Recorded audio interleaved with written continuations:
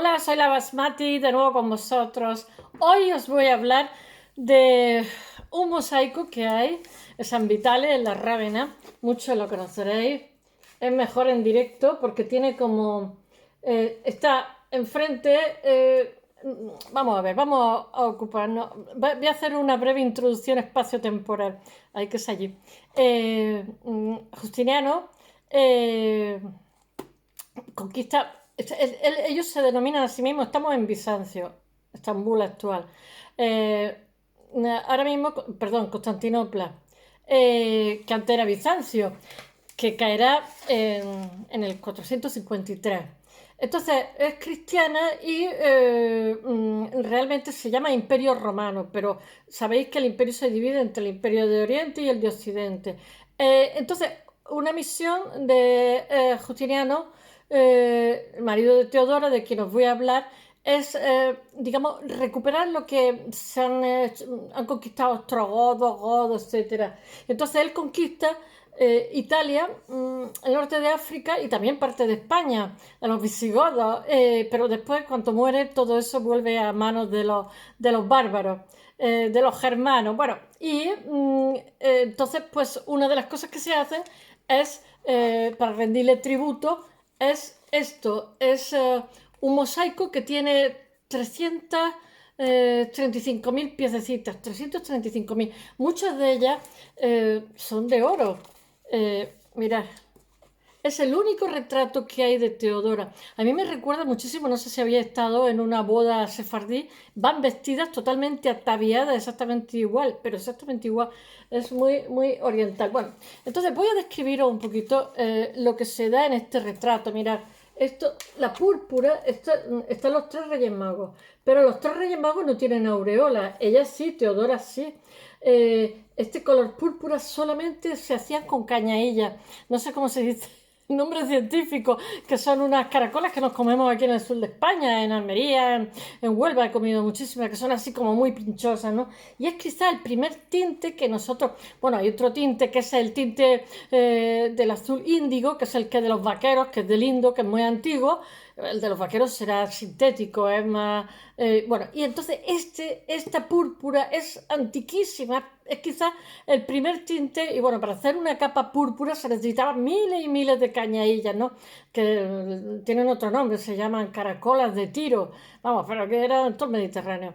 Y bueno, y solamente la púrpura, ya sabéis que el color púrpura, la toga pretexta de los senadores romanos, la púrpura era el honor civil. Estaba el honor de los guerreros, ¿no? Los generales y tal, y el honor civil era la toga púrpura, ¿no? ¿Qué puedo yo decir? Porque ella, ahora lo contaré, pues entonces cuando se hace esto, que está en la parte de arriba, ella está frente a su marido, aquí hay como si dijéramos un coro, y aquí está Antonina, que es su íntima amiga, y hace también de mayordoma, y su hija, creo que está Antonina y está su hija Janina. Y después aquí están sus dos. Mirad, esto se sabe el nivel que tienen dentro de lo que es por el... Ahora os lo contaré. Ella va vestida de púrpura y aunque era chiquitita la han puesto muy alta y lleva un cáliz en la mano. Los ortodoxos la han hecho santa, ella y el marido, y eso que ella era monofisista. O sea, lo que pasa es que al final los ortodoxos ganaron la partida. Me parece que están enterrados porque dice que es la iglesia, uy, que es allí, Santa María, o sea, la iglesia de los apóstoles. Pero yo creo que es que lo que nosotros llamamos, he ido mil veces a Estambul, San Salvador de Cora, de Jora, se escribe con una... porque, mira, aunque ellos se llaman romanos, de romanos no tienen nada, porque entre otras cosas, allí son costumbres griegas y se habla griego. Teodora, amada de los dioses, Teodorón. ¿Qué puedo deciros? Pues que ahora os voy a contar un poquito de esto, solo un poquito. Pero esto no es nada más que la excusa para hablar de una mujer muy interesante que fue Teodora, que es su mano derecha. Y mirar, se sabe, él lleva, no puede mostrar las manos porque sus manos no pueden estar al lado de las manos de alguien sagrado, como es una emperatriz. Entonces, a él se le pinta, hay unas convenciones, se le pinta de manera humilde, escondiendo la mano. Pero esta era su mano derecha, era un esclavo que había nacido en Armenia, pero que era muy inteligente, y llevaba como todo el sistema de espionaje y tal. Entonces, este cuadrado que hay aquí, él tiene unos zapatos blanco y negro que se lo dan cuando le dan el cargo, ¿no? Se lo da el propio emperador. Y esta franja que lleva aquí, que es color púrpura, indica que tiene el más alto nivel digamos, dentro de lo que es funcionario. Es una persona muy inteligente y que logra... Normalmente estos funcionarios solían ser personas muy... Se me olvida dónde está la cámara. Muy preparadas intelectualmente, pero se podía llegar también por mérito. Y esta es una inteligencia natural, ¿no? A ella se le hace como si fuera una santa, un círculo detrás, ¿no? O una aura, y lleva los máximos. Para cuando esto está inaugurado, ella nunca llega a ir a San Vitales de la Rábida. Para cuando esto se inaugura, ella ya ha muerto. Dicen los especialistas que de cáncer. Entonces, ella, ahora lo contaré, se muestra. Este es el único retrato que hay de ella, de los ojos muy grandes, la cara muy estrechita. Suponen que ya está enferma y se siguen las convenciones de lo que es el imperio que tenían. O sea, se siguen totalmente las convenciones occidentales. ¿Qué os puedo decir yo de ella? Pues que, bueno, voy a contaros un poquito lo que es la pintura mural. No es pintura mural, es mosaico. Ya sabéis que los mosaicos realmente son griegos, después los romanos también lo cultivan y después se sigue cultivando en Oriente bastante. Ella lleva la insignia de poder visibles, como la diadema que tiene triple de piedra. Ya digo que me recuerda muchísimo a las novias de sefardíes. He perdido los pinganillos, los buenos. Entonces lleva como una corona de piedras preciosas con hilera y perlas sobre los hombros. También me recuerda, no sé si habéis visto los bereber, que realmente son nabateos, que vienen también de Turquía, que llevan monedas, llevan cosas colgando, son también muy orientales. Bueno, todas estas perlas le caen hasta los hombros. Y el manto púrpura, yo os he dicho que el púrpura es el máximo nivel que hay. Después, por otro lado, nadie podía usar, si alguien se acicalaba con ese color, pena de muerte. Y después ellos tenían también, ¿cómo diría yo?, el monopolio de la seda que venía de China. Entonces ellos visten seda. Y según el rango que tienen, se nota, porque ellos llevan, según el rango, el emperador les da un cinturón y le da también zapatos blancos y negros cuando digamos lo hace merecedor. Estos son como su staff, su equipo de confianza. Bueno, la emperatriz no está alineada con su séquito, ella está, que era pequeñita, era bajita y eso, ahí se ve como muy grande, muy grande. Su silueta es la única que no tiene otras superpuestas, no tiene nadie delante y detrás. Va por delante de su acompañante y ofrece un cáliz, encabezando una especie de procesión que lleva un cáliz en la mano hacia la iglesia. Os estoy describiendo esto para hacer un perfil de lo que va a ser su vida. Ella fue una prostituta de muchísimo éxito, pero después cambia, varía, y para ser una persona muy cerebral, todo lo contrario. Pero, digamos, esa vida miserable le abocó la pobreza, no fue de motu propio, se morían de hambre. Bueno, un funcionario sujeta la cortina de la puerta y lo que se ve es una oquedad contrastada con la claridad dorada de la cena al aire libre. La comitiva se destaca sobre un fondo verde y de una fuente brota. Toda esa iconografía tiene una segunda lectura. De una fuente brota agua sobre las damas, cuelga un toldo de ricos colores. Bueno, la emperatriz está sobre un baldaquino que está apoyado en unas columnas de piedra. Aunque según la tradición Teodora es pequeña y grácil, aquí sobrepasa a los cortesanos debido a su posición en primer plano. O sea, se le ha pintado según las condiciones, o sea, según los protocolos que hay en Oriente. Y tiene un alto tocado. Bueno, de esta manera realmente lo prescriben las convenciones del artista que realiza el mural, que estamos en 1500, en el siglo VI. 1548 creo. Las imágenes del emperador cuando está terminado. De hecho, él cuando ella muere se viene tan abajo, se deprime tanto. Él vive como 82, 83 años y le llevaba bastante años a Teodora. Bueno, realmente lo que está cumpliendo es una función propagandística del arte, o sea, una función política. Dan fe de la presencia del soberano en una ciudad que acaba de ser reconquistada para el imperio. Él quiere volver a hacer un imperio romano donde esté todo unido. Se sitúa en la iglesia porque el emperador de Bizancio es considerado jefe religioso y vicario de Cristo en la tierra. Por eso reluce el nimbo dorado tras la cabeza de Teodora. Está ya como los faraones, vamos, como reflejo de la luz divina. Se le iguala así a los santos y a los apóstoles. Un ascenso considerable, como hizo Ramsés, hijo de Seti. Se sentó, tuvo la osadía en Abu Simbel de sentarse alante, o sea, en medio de Horus y Osiris. Entonces, cuando hay el día 28 de febrero, se ilumina y se ilumina a él y está a la misma altura que los dioses. Bueno, nosotros teníamos Franco por la gracia de Dios, o sea, ese equipararse en nobleza a los dioses, vamos. Bueno, ella es hija de un domador de osos que ellas suponen, todos son hipótesis, porque al ser pobre, pues nadie cuenta su vida, nadie sabe de su vida. Entonces se supone que venían de Chipre, otros dicen que nació en Siria. Se supone que fueron a Constantinopla a buscar una oportunidad. Y entonces el padre trabajaba para los verdes, que había dos grupos que eran antagónicos, hasta políticamente estaban los verdes y los azules. Los azules trabajaban en el hipódromo y eran los que luchaban siempre, ¿no? Como yo que sé, como el Barça Madrid o algo así, ¿no? Pero allí todavía alcanzaba más, ¿no? Y los azules representaban a la clase, digamos, sacerdotal, etcétera, y los verdes, como si dijéramos, eran más populares, eran los artesanos, los trabajadores, etcétera. Y bueno, ella trabajaba en los sótanos del hipódromo.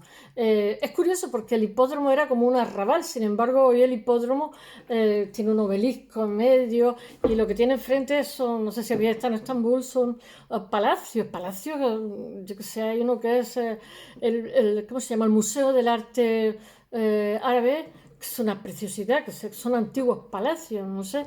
Y también vi en las cosas que descubrieron al lado del hipódromo, pues había ¿cómo se llama? Un mosaico en el suelo con una escena de casas preciosas. Dio la casualidad y nos lo enseñaron. Bueno, hacer carrera rápidamente en Constantinopla no era algo extraordinario. Entonces, la dinámica sociedad bizantina y el hombre de confianza de la emperatriz se llama Narsés, el que os he enseñado ahí que tiene las manos escondiditas. Narsés sale también retratado en el mosaico porque era la mano derecha de Teodora. Como os he dicho, nace en Armenia en 1480 y era un esclavo que llega, bueno, una familia de esclavos. Bueno, hombre sin formación, flaco y débil a juzgar por las pintas que tenía y la apariencia. Y sin embargo se abre camino porque era muy inteligente y tenía una grandísima competencia técnica que pone de manifiesto tanto. Era dentro de los funcionarios, dentro de los hombres de confianza, el mayor hombre de confianza de ella. Llevaba todo el servicio de espionaje, bueno. Entonces, él destaca tanto en estos temas como funcionario como en temas militares, es un grandísimo estratega. Los amos pueden confiar en él. Por exigencia de la etiqueta, Narsés lleva las manos escondidas, está representado en actitud humilde, con las manos escondidas en el manto, que a los señores divinos no se les puede tocar, no está permitido que se les acerquen las manos impuras. Los dos hombres retratados en el mosaico llevan la indumentaria de los altos dignatarios bizantinos, por el color que usan, por los zapatos, por las maneras que tienen. Y se han retratado al lado porque son la gente de confianza de ellos. Es el uniforme de la administración, son funcionarios de la administración civil que estaba organizada militarmente. Bueno, el llamado cinturón de dignatarios que se lleva sobre la túnica blanca corta queda tapado por el manto que le cae, que está sujeto en el hombro derecho. El rango lo determina el color del manto y el trozo de tela cuadrado que hay sobre como os he enseñado, que se llama, mirad, esto se llama tablión. ¿Veis? Este es Narsés. Entonces, el nivel que tiene, él ha escondido las manos. Púrpura significa el más alto. Este es el tablión. Ay, es que griego. El del emperador es de oro, of course. y el de Narsés de valiosa púrpura, reservado al más elevado de los 7 dignatarios. Incluso los zapatos son blancos y negros, que se los entrega ¿cómo se llama? El emperador, forma parte de lo que es el uniforme. Bueno, esto contribuye una parte, supone como una parte del salario, ¿no? El uniforme. Bueno, le dan como un certificado de nombramiento, le dan unos zapatos blancos y negros, le dan un cinturón, etcétera. Muchos de los dignatarios, realmente eso que llevaban ahí, el tablón, lo que está diciendo es como si dijéramos el nivel que tiene. Tienen que pasar por una escuela de leyes, aprobar. Sin embargo, este hombre, Narsés, llega al cargo por méritos propios, como dicen los ingleses, career. Nosotros decimos carrera, estudiar en la universidad. Ellos dicen career cuando, digamos, a base de experiencia, pues gente valiosa. ¿Y por qué no? A mí me parece tan maravilloso, o más que ir a la universidad, porque no todo el mundo tiene posibilidades. Bueno, los padres que desean facilitar a sus hijos un ascenso social, lo que hacen es castrarlos muy pronto, porque los convierten en eunucos. Porque yo solo pienso, porque no son competencias para el emperador. Los sacerdotes y los eunucos nunca pueden llegar a ser emperadores. Entonces, claro, pueden progresar sin crear recelos, agravios comparativos. Por lo tanto, no suponen una amenaza para el poder. Narsés también era un eunuco. Mira, el que construyó mi ciudad hace 1000 años, se había conquistado Córdoba, era un turco que se llamaba Hayram, hizo unas norias tremendas, unas infraestructuras para fundar la ciudad maravillosa y, estoy colocando aquí demasiado cómodamente, y era un eunuco también, y era un general, digo yo, madre mía, esto de pobrecillo los niños en la adolescencia. Bueno, los emperadores bizantinos llevaban una vida de muchísimo riesgo porque temían la presencia de posibles rivales en la alta esfera. De hecho, Belisario, que era íntimo amigo de ella, Teodora, le quita poder porque llega un momento que es tan popular con la gente y es el que hace todas las conquistas, es el que lo hace todo, que está haciéndole sombra al emperador, ¿no? Entonces, aunque está casado con su íntima amiga, le quita todo tipo de poder porque está viendo que en cualquier momento puede hacer un golpe de estado y quedarse con el poder. Bueno, puede hacer intrigas, complots militares. Bueno, yo creo que era una buena persona y Teodora algunas veces era un poquito tal. Bueno, en teoría el emperador es el elegido directamente por el pueblo, pero en realidad en la práctica no era así. Se tomaba la decisión un grupo de gente del ejército. Entonces Justiniano a finales del siglo V era hijo de unos campesinos de Tracia, pero su tío se llamaba Petrus, no se llamaba Justiniano. Petrus no sé qué, se cambió el nombre, lo mismo que se pone el Papa otro nombre.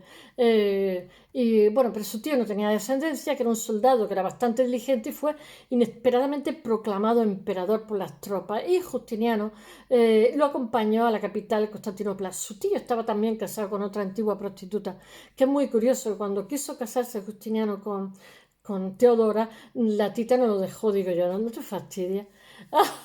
Bueno, entonces se llevó al sobrino y Justiniano recibió una educación. Justiniano era tímido e introvertido, inteligente, una educación excelente y no tardó en convertirse en brazo derecho de su tío, por supuesto. En el 527, a la muerte de su tío, Justiniano pasa a ser el sucesor, el César Augusto. Ellos ya se decían que era romano, pero de romano no tenían nada, porque, bueno, el señor absoluto del imperio romano, ¿cómo se llama? El trono de los Césares, a pesar de que hacía realmente 200 años que no se gobernaba desde la orilla del Tíber, sino desde la de Bósforo. Realmente Turquía era lo que es Estambul hoy, era donde se cocían las cosas, pero ellos se llamaban romanos. Bueno, el primer emperador romano, Estambul sigue siendo muy griega hoy, el primer emperador romano, Constantino, establece allí la capital, que era Constantinopla, que se había llamado, ¿cómo se llama? Bizancio.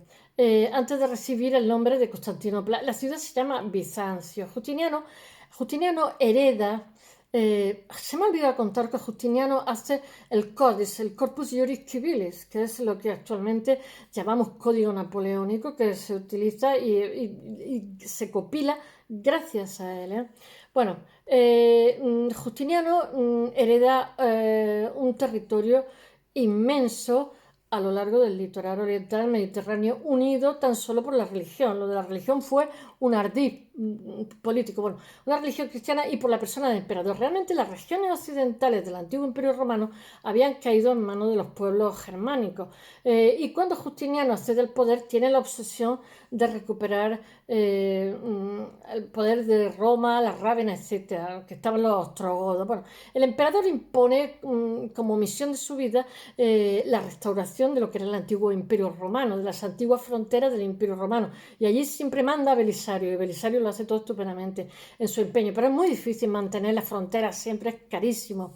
Y bueno, realmente Italia pues fue una conquista de sus generales y el norte de África se vuelven a perder realmente cuando él muere, porque él cae en una gran depresión cuando muere Teodora. Había 800.000 hombres en el ejército y cuando después, al final de su vida, cuando muere, había 125.000 nada más, porque se abandona totalmente las labores de Estado, porque no se encuentra bien. Bueno, el cambio del Imperio Bizantino no cae hasta 1453, como he dicho, y la única imagen de la emperatriz que Teodora está en Rávena, con los ojos oscuros muy grandes y la cara estrecha. La emperatriz, que no es joven, debe tener los 50 años, no se sabe la edad cierta de su nacimiento, muere iba a decir en el 448, muere como con 48 a 50 años, al mismo tiempo que se inaugura la iglesia la que está retratada. La imagen se ha departido un modelo de Constantinopla, ya que Teodora nunca pisa la Rávena. Y realmente los rasgos muestran el deterioro ocasionado, o sea, por el estrés o por una mala salud, que la gente dice que es cáncer de mama. Y bueno, también es difícil gobernar porque cada 2 por 3 había violencia, etc. De hecho, hay una epidemia en el Imperio Bizantino y ella es la que se hace cargo del poder. Y bueno, cuando Justiniano contrae la enfermedad, la peste bubónica, la responsabilidad política recae sobre Teodora, sobre el gobierno y bueno, la emperatriz la que se hace cargo y le da muchísima rabia a los generales, pero ella la que controla e impide diferentes complots subversivos y se ocupa del poder, de la administración del imperio, de las campañas militares, ante la insatisfacción de los generales. Y bueno, alcanza la cumbre del poder y gobierna como señora absoluta de un espacio patriarcal, porque las mujeres estaban el segundo término. Y después porque Justiniano la ha dejado participar desde el primer momento, todo hay que decirlo. Entonces ella tiene bastante experiencia en el tema, pero eso no se ajusta, digamos, a lo que es ni la tradición, ni la constitución, el tipo de constitución que tiene. Y Justiniano desde un primer momento desea controlarlo todo, pero se me ha olvidado contaros una cosa. Mira, ella ha nacido, vive, su padre consigue, son 3 hijas, no me acuerdo cómo se llama, Tonina, ella y Anastasia, ¿no? Entonces, viven de forma humilde en los sótanos del hipódromo y el padre vive con los animales exóticos, los leones, los osos. Su padre es domador de osos. Pero bueno, tienen para comer y tal, pero el padre en un momento dado se muere, fallece. Entonces la madre había sido actriz y entonces las niñas cuando se están muriendo de hambre. Entonces intenta, me parece que se llama oferentes, ¿no? Ellos han estado con el Partido Verde, pues les pone a las niñas guirnalda y tal, y entonces había una tradición de que cuando moría el marido, si ella tomaba esposo, ella vuelve a tomar esposo y podía tener la misma profesión del marido, que era la de domador de osos. Pero los verdes, aunque las niñas son oferentes y tal, que es una antigua tradición a Zeus, porque no olvidemos que están hablando en griego y estamos con las tradiciones griegas, aunque ellos se llamen Imperio Romano. Entonces, pues todo eso cuando es adulta se venga y lo hace ejecutar a este señor, ¿no? Hay las cosas que cuento. Entonces, ella tiene una infancia muy difícil. Entonces, se convierte en actriz, su hermana tiene más gracia, ella memoriza mal, es demasiado delgada, pero ella, sin embargo, tiene mucho ingenio y llega un momento en que se prostituye. Entonces, con 10 años pierde la virginidad, con 10 años. Yo esto lo pienso, digo, en el tercer mundo será igual. A mí me... Y además, en fin, y ella pues intenta ser la mejor. Y de hecho, con 16 años, es la mejor prostituta de Constantinopla. Y bueno, antes de llegar a todo eso, ella hacía como si dijéramos performance, pequeñas acciones teatrales donde se mostraba, por ejemplo, imitando al mito de hadas, donde ella, por ejemplo, desnuda, con las piernas abiertas, se ponía entre los muslos avena, y entonces venían unos gansos, 6 gansos, y le picoteaban, y mientras que le picoteaban, ella, entonces los hombres estaban loquísimos. Llega un momento en que llega a tener con su amiga Tonina a hacer un prostíbulo, y entonces llegan a tener mucho dinero, pero claro, a lo mejor estaban con 30 hombres en una noche, que es terrible, ¿no? En un momento dado conoce a un mercader que le han dado un cargo no me acuerdo, en un lugar lejano, pero era gobernador. Entonces se encapricha de ella y se va con él. Siriaca, no sé, no me acuerdo. Él era de Tiro, era un mercader rico de Tiro, y lo hacen gobernador. Entonces ella se va con él y está 4 años viviendo con él. Y entonces tiene una hija, pero ella esperaba casarse con él, pero él la maltrata, le pega, le dice que a lo mejor la hija seguro que no es suya, que la habrá tenido con otro. Ella era monógama en ese momento, se había cansado de la vida que llevaba. Y llega un momento que es una relación tóxica lo que tiene ahí de maltrato. Y ella pues llega un momento que se va. Y se va a Alejandría, tiene que hacer un viaje largo y siente nostalgia y vuelve a Constantinopla. Y pues allí, antes de llegar allí, está unos tiempos, ha estado 4 años conviviendo con él, ha tenido una hija y la presenta siempre como su sirvienta, su concubina. Entonces, antes de eso, está con un sacerdote en Alejandría que es monofisista, y entonces digamos, le cambia totalmente, la hace muchísimo más espiritual. Ella aprende a leer y a escribir, aprende filosofía. Entonces, cuando ella vuelve a Constantinopla, ella ya es una persona distinta. Entonces, con su amiga Tonina, pero ella ya se dedica a ser hilandera, no vuelve a tener su profesión porque ella ya tiene un compromiso. Los monofisistas lo que creen es en la condición divina de Jesucristo, no la divina y la humana como los cristianos. Y de hecho ella fue bastante protectora de los monofisistas durante su reinado. Lo que pasa es que al final, su reinado, cuando es emperatriz, al final ganan la partida los ortodoxos. Entonces, después de volver, cuando vuelve allí, entonces va a conocer, porque ella trabajaba de hilandera cerca de lo que era el palacio. No se sabe cómo conoce al que va a ser futuro emperador, que nada más conocerla se va a vivir con ella a las 3 semanas, pero la mujer de su tío no quiere, que no me acuerdo cómo se llama, no quiere de ninguna manera que se case. Y había una ley que prohibía a las personas que estaban en el poder casarse con plebeyos. Y entonces, cuando esta mujer muere, la mujer de su tío, corriendo cambian la ley y él se casa con ella. El tío le da sus bendiciones. Estaba muy, muy enamorado. Y a partir de ahí, la vida que lleva ella es muy, muy recta, muy ordenada. Ya lo había sido desde que se hizo monofisista. Y después, ella intenta manipular al Papa. De hecho, se carga, me parece que es al Papa Silverio. Ella va a presionar siempre por poner a los monofisistas, porque ella es practicante totalmente, se ha hecho una persona.